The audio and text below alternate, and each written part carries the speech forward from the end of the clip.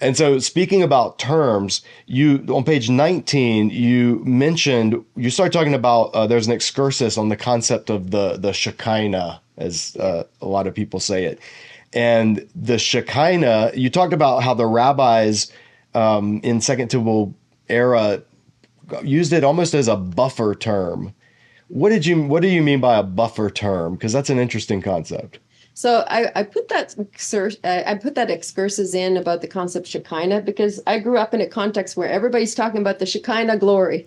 I Right. don't think people know what they mean by Shekinah glory, No, they right? They don't. put those two words together, and I was actually thinking, the Shekinah, that Shekhinah in Hebrew Hmm. or in Aramaic as well, it doesn't occur in the Old Testament at all. Like that word, of course, the shachan, the verb to dwell, Hmm. is in the Bible, but the actual this noun Shekinah or Shekinah is not there. And so why do we talk about Shekinah glory all the time? So just thought I'd add a little section on that. And I'm not an expert on rabbinic literature, so I was relying on others. But Hmm. that it's a post-biblical development that the rabbis started talking about Shekinah really from the second century AD onwards, where they use that concept.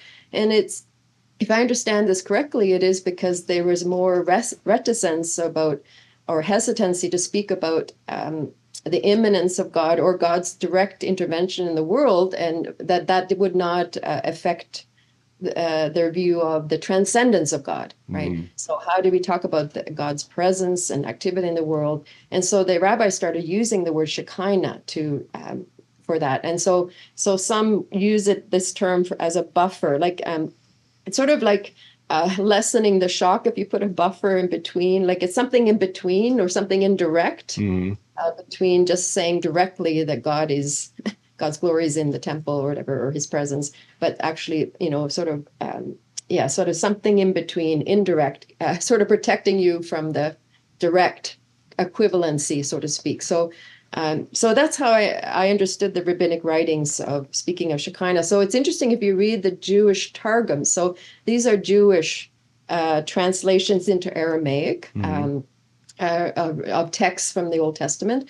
And those Aramaic texts, when you look at the texts like Exodus 33 and 34, they're using the word Shekinah instead of glory or instead of kavod, or they'll use something like the Shekinah or the glory of my Shekinah. So they're substituting the word glory for Hmm. Shekinah in those texts. So it's quite common to talk for them to write about a Shekinah, but I just don't think we as Christians, when we use the term, we really know what we're talking about. Yeah, when there were questions. I posted this on YouTube channel and asked viewers what were your questions, and there were a few that had to do, and in my own conversations with people, that had to do with Shekinah, the Shekinah, the what is that? Because it's one of those words, especially in maybe more charismatic circles or more gospel circles, that gets thrown around, and it's just a synonym for everything from like a literal. I know in some charismatic circles they talk about an actual cloud appearing when people worship for long periods of time, and that's the Shekinah of God showing up. Right. And then I know of one instance where a church would actually use a smoke machine and not tell people, which is just horribly deceptive. But then other people will think of it as just anytime they feel the Spirit moving. Oh, that's the Shekinah, and it's one of those terms like the fact that it's not mentioned in the Hebrew Bible is fascinating. Yes. That would just, I mean, some people may be pausing the video and going, wait, what? And running to a lexicon Yeah. because they've built a whole theology of it, of a word that doesn't appear in Yeah. there. Yeah.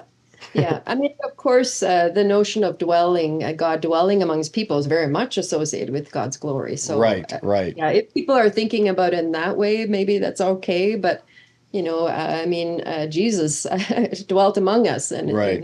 see his glory, right? The full of grace and truth and all that. So those concepts of dwelling, but in general, we're not using it really. It's not a biblical concept. It's a rabbinic concept that we have popularized in our circles, I think. Yeah. Hmm. And again, for those who don't have any Hebrew, Shekinah, Shekhinah, it comes from Shachan, the Yes. verb that means to dwell, and that's also where we get the Mishkan, which is Yes. the actual tabernacle, the dwelling. So God I've even heard some New Testaments translate John as, the word became flesh and tabernacled among us to try to preserve that link. Yes. But that's what it means, dwelling.